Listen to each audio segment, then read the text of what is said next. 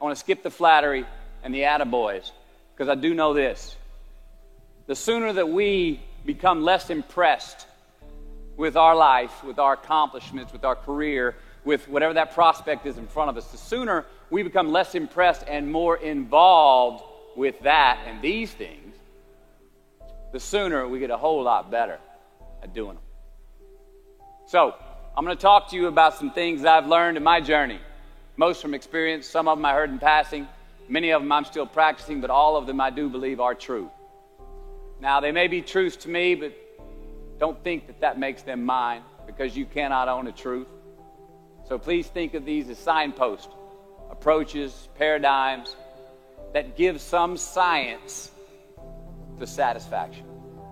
They're yours to steal, they're yours to share, liken to your own lives, to personally apply in your own lives, in your own way, should you choose to. So, here we go. Number one, life's not easy. Life is not easy. It is not. Don't try to make it that way. Life's not fair. It never was. It isn't now, and it won't ever be. Do not fall into the trap, the entitlement trap, of feeling like you're a victim. You are not. Get over it and get on with it. And yes, most things are more rewarding when you break a sweat to get them. Number two, I love this one. Unbelievable is the stupidest word in the dictionary. Should never come out of our mouths. Think about it. To say, oh, wow, what an unbelievable play. It was an unbelievable book, an unbelievable film, an unbelievable act of courage. Really? It may be spectacular, it may be phenomenal, most excellent or outstanding. But unbelievable? Give others and yourself more credit. It just happened. You witnessed it. You just did it. Believe it. What about the other side of unbelievable? You know, that side when we humans underperform or act out of our best character. For instance, man flies a suicide jet into the World Trade Center. Millions die from diseases every day that we have cures for. Bob the Builder swears that he's going to have your house built by Thanksgiving, and you can't move in until Christmas the next year. Our best friends lie to us, and we lie to ourselves all the time. Unbelievable? I don't think so. Again, it just happens, and it happens every day. Nothing that we Homo sapien earthlings do is unbelievable. And if there's one thing you can depend on people being, it's people.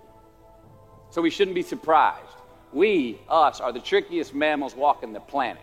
I'm not worried about the monkeys. I'm worried about you and me. So acknowledge the acts of greatness as real, and do not be naive about mankind's capacity for evil, nor be in denial of our own shortcomings. Happiness is an emotional response to an outcome. If I win, I will be happy. If I don't, I won't. It's an if-then, cause and effect, quid pro quo standard that we cannot sustain because we immediately raise it every time we attain it. You see, happiness demands a certain outcome. It is result reliant. And I say, if happiness is what you're after, then you're going to be let down frequently, and you're going to be unhappy much of your time. Joy, though, joy is a different thing. It's something else. Joy is not a choice. It's not a response to some result. It's a constant. Joy is the feeling that we have from doing what we are fashioned to do, no matter the outcome. Now, personally, as an actor, I started enjoying my work and literally being more happy when I stopped trying to make the daily labor a means to a certain end. For example, I need this film to be a box office success. You know, I need my performance to be acknowledged. I need the respect of my peers. All those are reasonable aspirations, but the truth is, as soon as the work, the daily making of the movie, the doing of the deed became the reward in itself for me, I got more box office, more accolades and respect than I ever had before. See, joy is always in process. It's under construction. It is in constant approach, alive and well in the doing of what we're fashioned to do and enjoying it. Number 4, define success for yourself. Define success for yourself. Now check this out. I'm in south of New Orleans a few years ago, and I went to a voodoo shop. And they had this wooden partition against the wall with these columns. And in these columns were all these vials of these magic potions, right? And the headings above each potion defining what they would give you were things like fertility, health, family, legal help, energy, forgiveness, money. Guess which column was empty? Money. Let's admit it. Money is king today. It's what makes the world go round. It is success. The more we have, the more successful we are, right? Now, I would argue that our cultural values have even been financialized. Humility is not in vogue anymore. It's too passive. It's a get rich quick on the internet, richest 15 minutes of fame world that we live in, and we see it every day. But we all want to succeed, right? So the question that we got to ask ourselves is what success is to us, what success is to you. Is it more money? That's fine. I got nothing against money.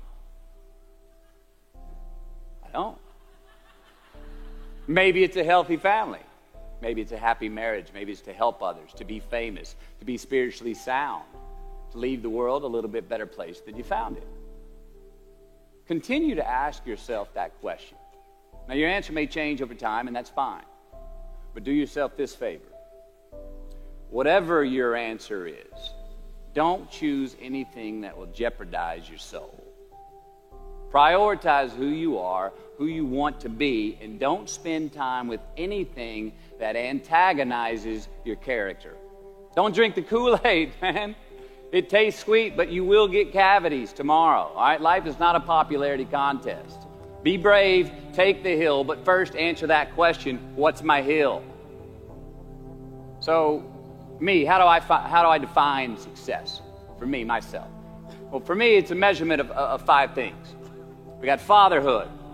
We got being a good husband. We got my health, mind, body, and spirit. We got career, and we got friendships. These are what's important to me in my life right now. So I try to measure these 5 things each day. I check in with them. I like to see whether or not I'm in the debit section or the credit section with each one. Am I in the red or am I in the black? You follow? For instance, sometimes say my career is rolling. All right, it's way up here in the black, but I see how my relationship with my wife maybe could use a little bit more of my attention. I got to pick up the slack on being a better husband. Get that one out of the red. Or say my spiritual health could use some maintenance. It's down here, but hey, man, my friendships and my social life, they're in high gear, right? I got to recalibrate. Checks and balances. I got to go to church. Remember to say thank you more often. Something. But I got to take the tally because I want to keep all 5 in healthy shape. And I know that if I don't take care of them, if I don't keep up maintenance on them, one of them is going to get weak, man. It's going to dip too deep into the debit section. It's going to go bankrupt. It's going to get sick, die even. So first, we have to define success for ourselves.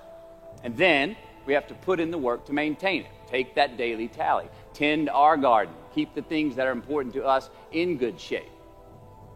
I mean, let's admit it. We've all got 2 wolves in us. A good one and a bad one. And they both want to eat. The best I can tell, we just got to feed that good one a little more than the other one. Here we go. Number 5.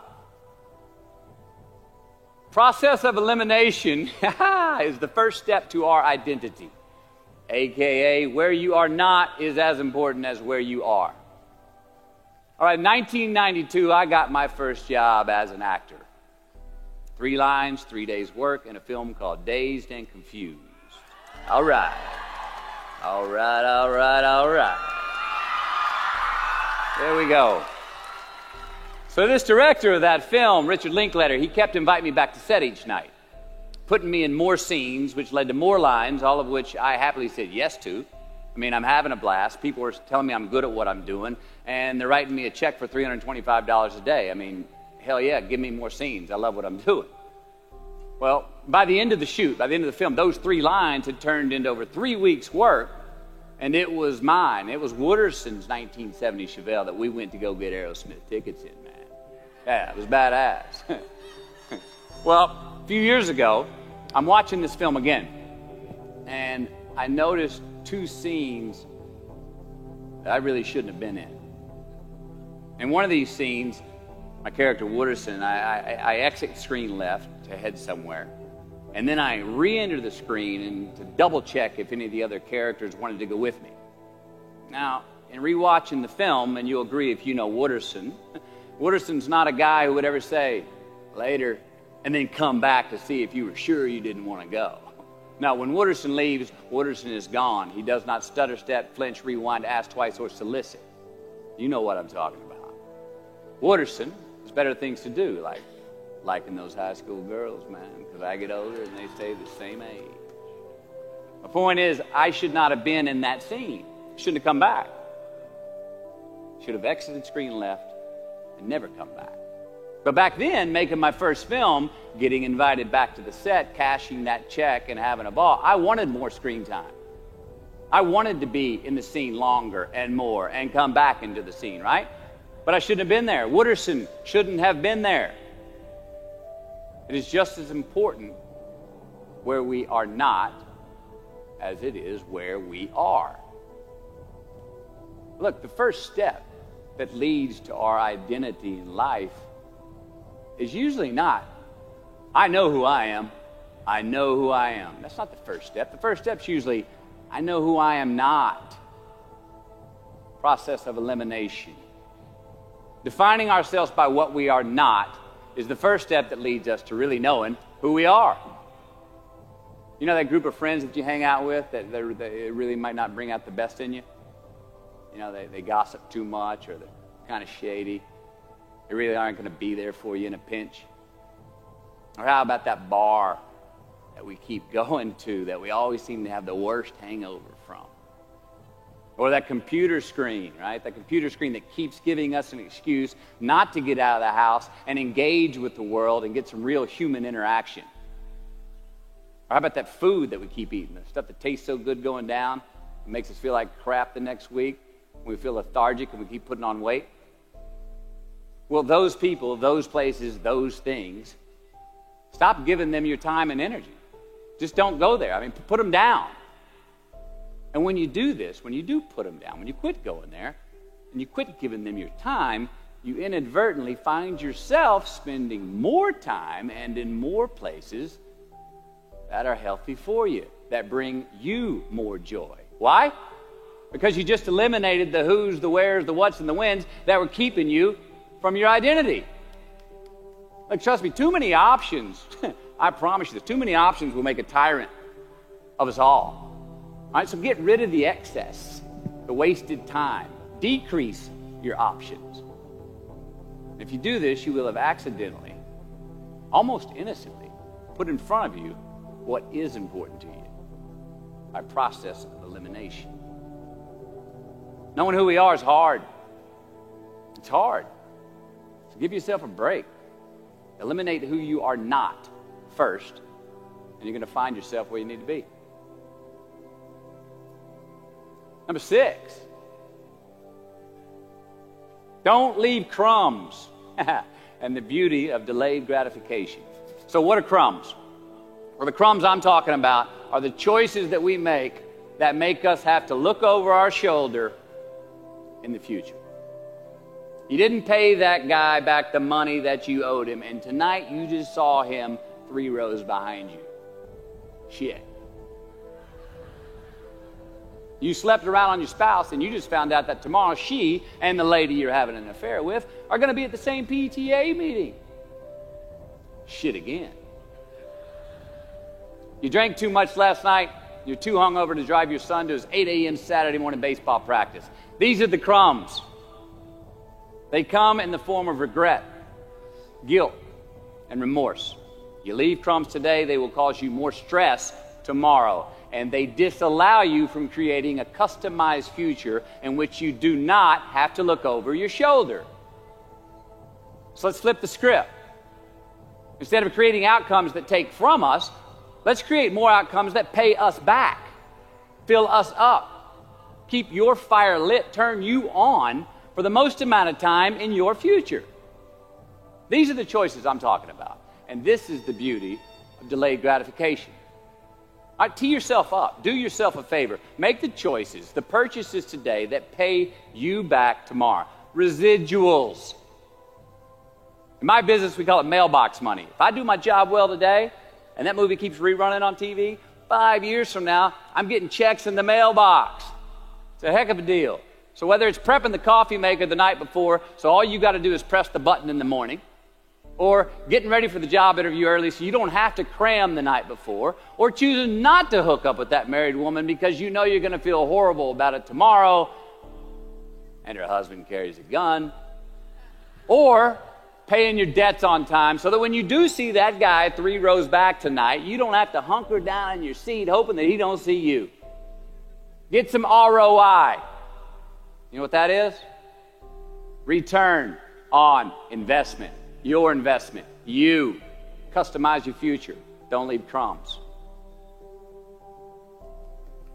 Number 7. Dissect your successes and the reciprocity of gratitude. We so often focus on failure, don't we? We study failure. We obsess with failure. We dissect failure and our failures. We dissect them so much we end up intoxicated with them to the point of disillusion. I mean, when do we write in our diary? Usually when we're depressed. What do we gossip about? Other people's flaws and limitations. I mean, we can dissect ourselves into self-loathing if we're not careful. I find that most of the times our obsession with what is wrong just ends up breeding more wrong, more failure. And the easiest way to dissect success is through gratitude. Giving thanks for that which we do have, for what is working. Appreciating the simple things we sometimes take for granted. We give thanks for these things, and that gratitude reciprocates, creating more to be thankful for. It's really simple, and it works. Now, I'm not saying be in denial of your failures. No, we can learn from them too, but only if we look at them constructively, as a means to reveal what we are good at, what we can get better at, what we do succeed at. Now, personally, I've read a whole lot of my bad reviews. All right? I've had quite a few. Written by the more talented critics, they are the ones who give constructive bad reviews. They reveal to me what did translate in my work, what came across, what was seen, or what wasn't. Now, I don't obsess on the unfavorable aspect of their review, but I do seek what I can learn from it. Because their displeasure actually uncovers and makes more apparent what I do well, what I am successful at, and then I dissect that. All right, life's a verb. We try our best, we don't always do our best. Well, architecture is a verb as well. Yes, it is. And since we are the architects of our own lives, let's study the habits, the practices, the routines that we have that lead to and feed our success, our joy, our honest pain, our laughter, our earned tears. Let's dissect that and give thanks for those things. And when we do that, guess what happens? We get better at them, and we have more to dissect. Number 8, make voluntary obligations. All right, mom and dad, since we were young, they teach us things as children. Teachers, mentors, the government, and on laws, they all give us guidelines for which to navigate this life. Rules to abide by in the name of accountability. I'm not talking about those obligations. I'm talking about the ones that we make with ourselves, with our God, with our own consciousness. I'm talking about the you versus you obligations. We have to have them. Now, again, these are not societal laws and expectations that we acknowledge and endow for anyone other than ourselves. These are faith-based obligations that we make on our own. These are not the lowered insurance rates for a good driving record. You will not be fined or put in jail if you do not gratify these obligations I speak of. No one else governs these but you. They are your secrets with yourself, your own private counsel, personal protocols. And while nobody throws you a party when you abide by them, no one's going to arrest you when you break them either, except yourself. Or some cops who got a disturbing the peace call at 2:30 in the morning because you were playing bongos in your birthday suit. That was me. An honest man's pillow is his peace of mind. And when you lay down on that pillow at night, no matter who's in your bed, we all sleep alone. These are your personal Jiminy Crickets. And there are not enough cops in the entire world to police them. It's on you. It's on you. Number 9, from can to want. All right, check this out. In 1995, I got my first big paycheck as an actor. I think it was $150 grand. The film was almost Boys on the Side, and we were shooting in Tucson, Arizona. And I had this sweet little adobe guest house on the edge of the Saguaro National Park. The house came with a maid, my first maid. It was awesome. So I got a friend over one Friday night, and we're having a good time, and I'm telling her about how happy I am with my setup. The house, the maid, especially the maid. I'm telling her, look, this lady, she cleans the place up after I go to work. She washes my clothes, the dishes, puts fresh water by my bed, leaves me cooked meals sometimes. Look, she even presses my jeans. And my friend, she smiles at me, happy that I'm excited over this. And she says, well, that's great, Matthew, if you like your jeans pressed. And I kind of looked up at her, my jaw caught hanging open. I stuttered a moment, had that dumbass look that you get when you've just been told the truth and you didn't think about it, and it hit me. I hate that line going down the front of my jeans. I hate that line. And it was then, for the first time, that I noticed it. I never thought about not liking that starched line down the front of my jeans because I'd never had a maid to iron my jeans before. And since she did, now for the first time in my life, I just liked it because I could get it. I never thought about if I really wanted it. Well, I didn't want it there, that line. And that night I learned something. Just because you can?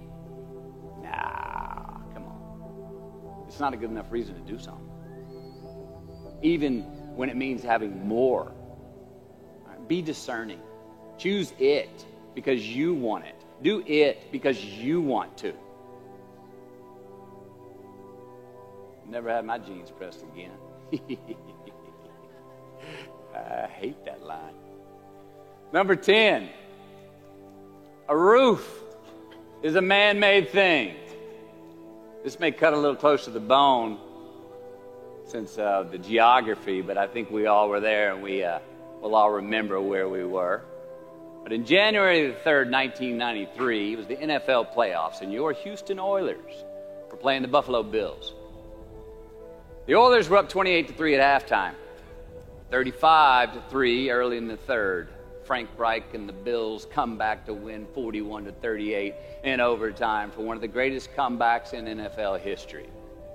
Yeah, the Bills won, but they didn't really beat the Oilers. The Oilers lost that game. They beat themselves. Y'all remember that, huh?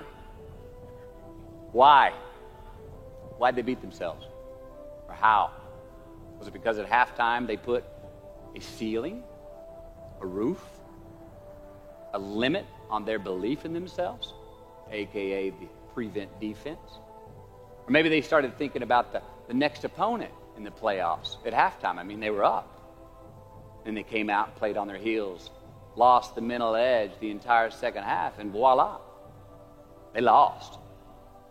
In a mere 2 quarters, defensive coordinator Jim Eddy went from being called the defensive coordinator of the year and the man first in line to be a head coach next year to a man without a job in the NFL. You ever choked? Nobody has ever choked? I have. You know what I'm talking about, fumbling at the goal line, stuck your foot in your mouth once you got to the microphone, had a brain freeze on the exam that you were totally prepared for. Forgot the punchline to a joke in front of 4,000 graduating students at the University of Houston commencement. Or maybe you've had that feeling of, oh my God, life just cannot get any better than this moment. And ask yourself, do I deserve this? Now, what happens when we get that feeling? We tense up. We have this sort of outer body experience where we are literally seeing ourselves in the third person. And we realize that the moment just got bigger than us. You ever felt that way? I have. And it's because we have created a fictitious ceiling, a roof, to our expectations of ourselves. A limit where we think it's all too good to be true. But it's not. And it's not our right to say or believe it is. We shouldn't create these restrictions on ourselves. A blue ribbon, a statue, a score, a great idea, the love of our life, a euphoric bliss. Who are we to think that we don't deserve or haven't earned these gifts when we get them? It's not our right. But if we stay in process, all right, within ourselves, in the joy of the doing, we will never choke at the finish line. Why? Because we aren't thinking of the finish line.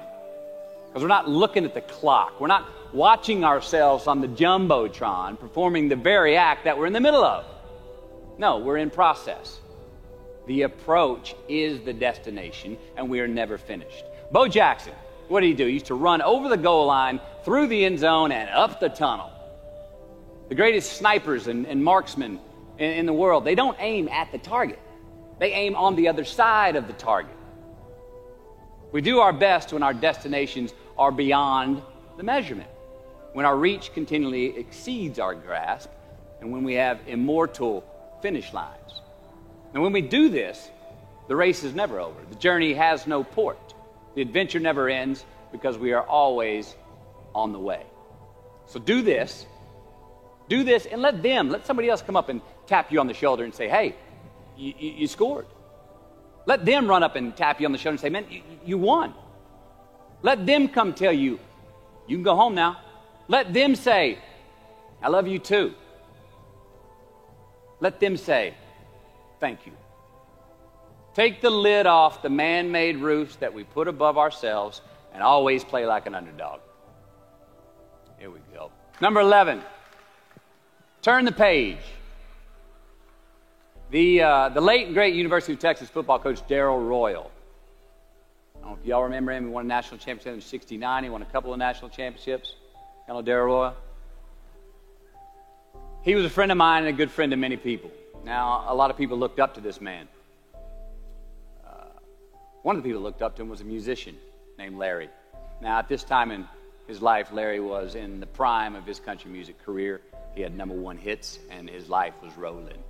He had picked up a bad habit of snorting the white stuff somewhere along the line. And at one particular party, after a bathroom break, Larry went confidently up to his mentor, Darrell, and he started telling him a story. Coach Royal listened, as he always had.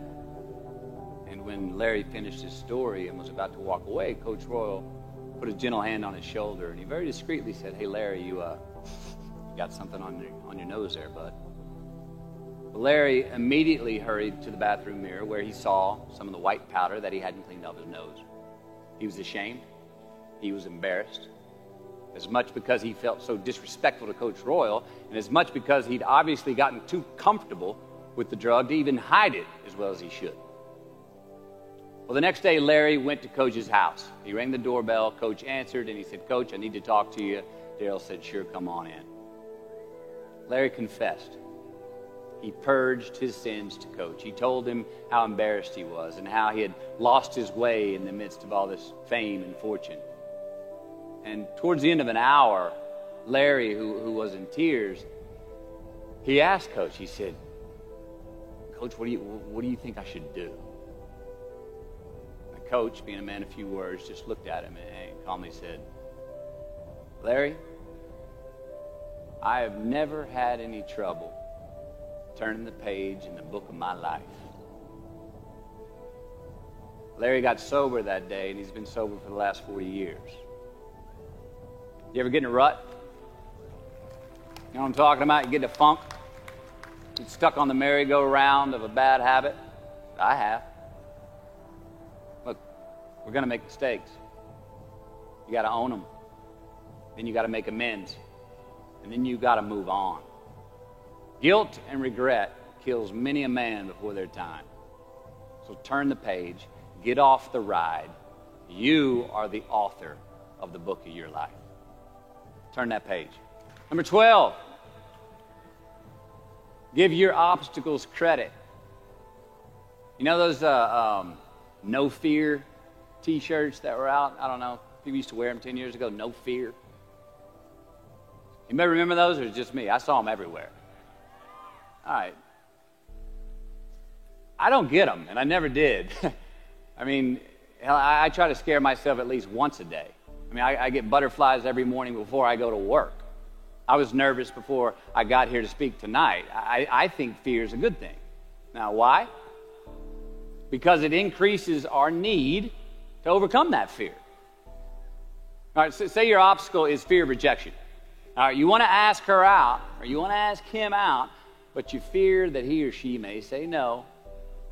All right, you want to ask your boss for that promotion, but you're scared he's going to think you're overstepping your bounds. Well, instead of denying those fears, declare them. Say the fear out loud. Admit it. Give them the credit they deserve. Don't get all macho and act like they're no big deal. And don't get paralyzed by denying that they exist and therefore abandoning your need to overcome them. I mean, I'd even subscribe to the belief that we're all destined to have to do the thing that we fear the most anyway, at some point. So give your obstacles credit, and you will, 1, find the courage to overcome them, or you will, 2, see more clearly that they're not really worth prevailing over. So be brave, have courage, and when you do, you get stronger, you get more aware, you get more respectful of yourself and that which you fear. Number 13. So how do we know when we cross the truth? 13. Someone was asking, why did I pick 13? That's an unlucky number. Well, I don't know when 13 got the bad rap and became the mongrel of numerology. It's never done me wrong, 13. In fact, 13 has been a pretty lucky number for me, and I want to tell you how. I've always taken these 21-day trips by myself to far-off places where I usually don't know the language and nobody knows my name. They're adventures, one, but they're also a purge. All right, they're a cleanse for me. They're like a 21-day fast from attention, from all the things I have in my well-appointed life. They're a check out so I can check in with me, see how I'm doing, be forced to be my own and my only company, to have a look in my mirror. And we all know what can happen when we do that. Sometimes we do not like what we see. Well, in 1996, right after I got famous from a film I did called A Time to Kill, I headed out on one of these 21-day walkabouts, and this time to the jungles and the mountains of Peru. The sudden fame that I'd just gotten was somewhat unbalancing. My face was everywhere. Everyone wanted a piece of me. People I'd never met were swearing that they loved me. Everywhere I went, there I was on a billboard, a magazine cover. It was just weird overall. You know, I was asking myself, what's the reality in this and what's the bullshit? Did I deserve all this? These were all questions I was asking myself. Who was I was another. Now, there's always an initiation period with these trips, an amount of time that it takes for the place to initiate the traveler, the time it takes to disconnect from the world we just left and become completely present in the one we are traveling in. Now, for me, that initiation period usually lasts about 13 days. 13 hellish days until I'm out of my own way. Well, it was the night of the 12th day of my 21-day trip. I'm settling into camp. I'd already hiked 80 miles to this point, and I had a 3-day trek ahead of me to Machu Picchu. And I was full-on sick of myself, wrestling with the loss of my anonymity. I was guilt-ridden for sins of my past. I had a lot of regret. I was lonely, disgusted with my company. mind, grappling with these demons on this night, I couldn't sleep. All of these badges and banners and expectations and anxieties that I was carrying with me, I needed to free myself from them. So I stripped down to nothing. I took every moniker that gave me pride and confidence, all the window dressings, the packaging around the product. I discarded them all. I got rid of my lucky and faithful American cap. I stripped off all my talismans from adventures past. I even discarded my late father's gold ring with an M on it that he gave to me. And it was a meltdown of he and my mom's class rings and gold from my mom's teeth. I even got rid of that. I was naked, literally and figuratively. And I got sick. I felt clean. I felt free and light. Along a muddy path on this walk, I turned a corner. And there in the middle of the road was this mirage, this magnificent pinks and blues and red colors that I'd ever seen. It was electric, glowing and vibrant, just hovering just off the surface of the jungle floor as if it was plugged into some neon power plant. I stopped. I stared. There was no way around it. The jungle floor in front of me was actually thousands of butterflies there in my path. It was spectacular. So I stayed a while. And somewhere in my captivation, I heard this little voice inside my head say these words. All I want is what I can see. And all I can see is what's in front of me. Now, at that moment, Trip, I had stopped anticipating what was around the corner. For the first time, I stopped thinking about what was coming up next, what was up ahead. Time slowed down. I was no longer in a rush to get anywhere, and my anxieties were greatly eased. A few hours later, I returned to camp.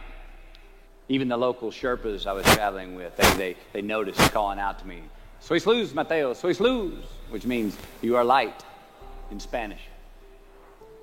See, I forgave myself that morning. I let go of the guilt. The weight that was on my shoulders was lifted. My penance was paid, and I got back in good graces with my God, and I shook hands with myself, my best friend, the one that we're all stuck with anyway, ourselves. And from that morning on, the adventure was awesome. I was present. I was out of my own way. I was not anticipating next. I was embracing only what was in front of my eyes and giving everything the justice that it deserved. You see, I crossed the truth that morning.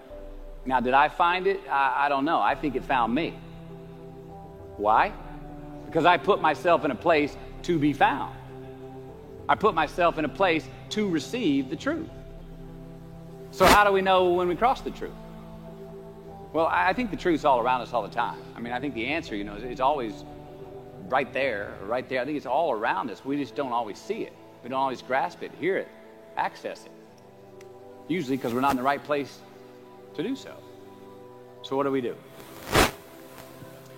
First, I believe we've got to put ourselves in the place to receive the truth.